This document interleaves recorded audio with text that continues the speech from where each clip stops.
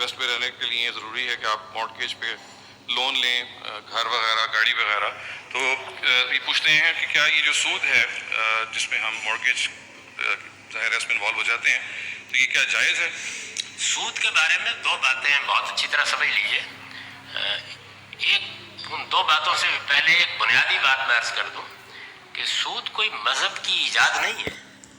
یعنی یہ رسول اللہ صلی اللہ علیہ وسلم کی بعثت سے بھی صدیوں پہلے سے سود موضوع رہا ہے، زیر بحث رہا ہے. یہ بائبل میں بھی ہے، تورات میں بھی ہے اسی طریقے سے. تو سود کے بارے میں دو باتیں بہت اچھی طرح سمجھ لیجئے. ایک یہ کہ اللہ تعالیٰ نے جس چیز کو حرام کیا ہے، ممنوع قرار دیا ہے، وہ قرض پر زائد رقم لینا ہے. دینے کو حرام نہیں کیا. یہ بالکل غلط فہمی ہے جو لوگوں میں پیدا ہو گئی. آپ قرآن مجید کی سورہ بقرہ کے آخر میں جہاں اللہ تعالیٰ نے سود پر تفصیلی گفتگو کی ہے اس کو نکال کے خود پڑھ لیں. سود لینا یہ ممنوع ہے. اس میں آپ قرآن کیا کہتا ہے؟ وہ یہ کہتا ہے کہ جب آپ دوسرے سے قرض پر زائد کا مطالبہ کرتے ہیں تو یہ ظلم ہے. آپ زیادتی کر کے دوسرے سے ایک زائد رقم کا مطالبہ کر رہے ہیں.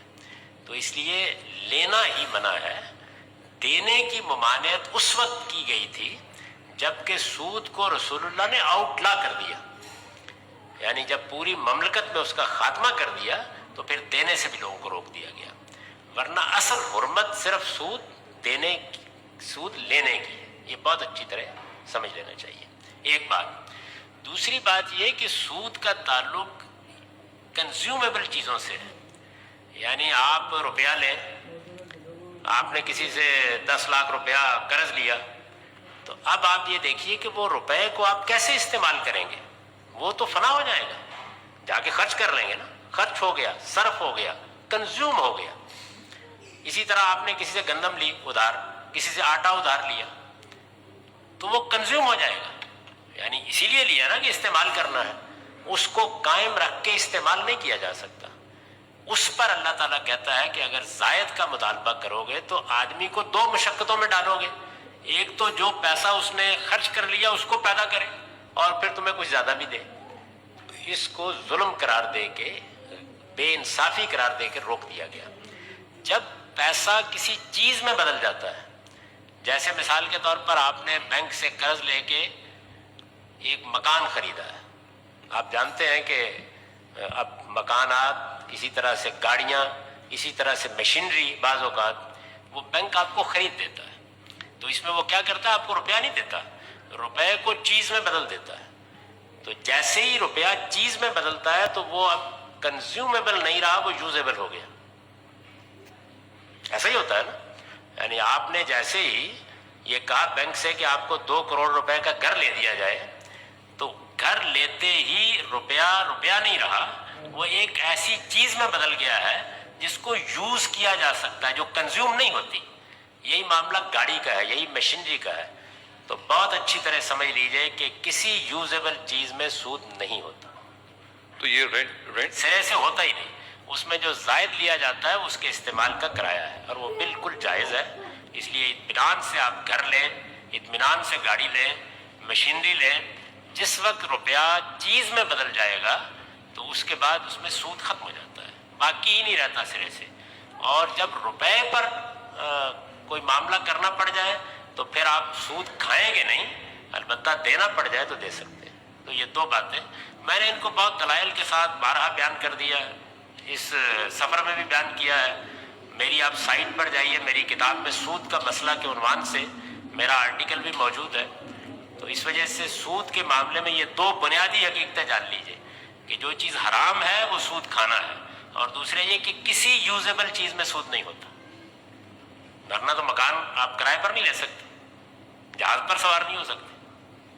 تو ہر چیز جب یوزیبل چیز بن جائے گی، قابل استعمال بن جائے گی، تو سود ختم ہو جائے گا. جب تک آپ نے اس کو کنزیومیبل چیز کی صورت میں لیا ہے جس نے فنا ہو جانا ہے، کنزیوم ہو جانا ہے، تو اس پہ سود ہوگا. تو اس میں آپ کا جب جی چاہے مکان واپس کر کے فارغ ہو جائے.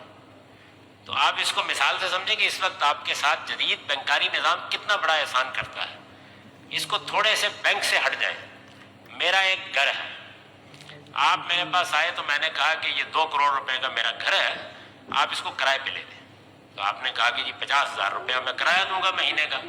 تو میں نے کہا کہ دیکھیے آپ بہت بے گھر رہ لیے, آپ اگر مجھے 2 کروڑ روپیہ 20,000 روپے مہینہ ساتھ دیتے چلے جائیں, تو جب یہ 2 کروڑ روپیہ پورا ہو جائے گا تو میں یہ گھر بھی آپ کو دے دوں گا. تو مجھے بتائیے اگر میں یہ کام کروں تو غلط کروں گا؟ یہ بالکل ٹھیک ہے. میں نے بڑا احسان کیا. کون دیتا ہے اپنا مکان؟ آپ اس میں کرایہ بھی دیتے چلے جائیں گے اور 20,000 روپے کی قسط بھی دیتے چلے جائیں گے. تو بینک یہی کر رہا ہے آپ کے ساتھ. تو جب کبھی روپیہ چیز میں بدل جائے, یوزیبل چیز میں, تو پھر سود ختم ہو جاتا ہے. تو یہ کوئی سود نہیں. یہ آپ اسلام کو زیادہ آسان نہیں کر رہے ہیں؟ اسلام ہے ہی بہت آسان. اصل میں اسلام کو مشکل بنا دیا گیا تھا, میں اس مشکل کو دور کرنے کی کوشش کر رہا ہوں.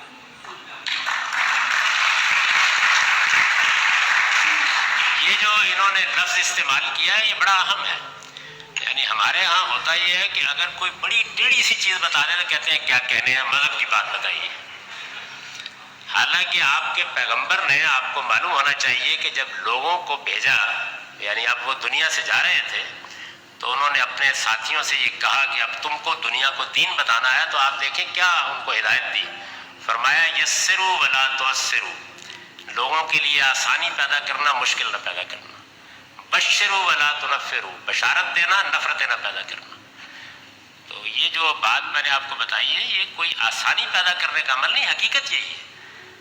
آپ نے کبھی غور نہیں کیا کہ آپ کرائے پہ مکان لیتے ہیں, آپ کرائے پہ گاڑیاں لیتے ہیں, آپ اور کام کرتے ہیں, تو اس میں کیا ہوتا ہے؟ کوئی کہتا ہے کہ وہ سود ہے. تو یہاں بالکل بینک نے یہی کام کیا ہے. یعنی انہوں نے اس روپے کو چیز میں بدل کر پہلے ہی آپ سے اس کے استعمال کا معاوضہ لے لیا ہے. اب وہ شے آپ نے استعمال کرنی ہے اور قسطوں میں اس کی قیمت ادا کر دینی ہے. بس اتنی سی بات ہے. تو اس میں ہرگز کوئی حرام چیز نہیں ہے. اطمینان سے رہے. میں نے تو کئی لوگوں کو کہا کہ بھائی کوئی اس طرح کا گھر ور لے لیں تاکہ آئندہ قیام کیا جا سکے وہاں.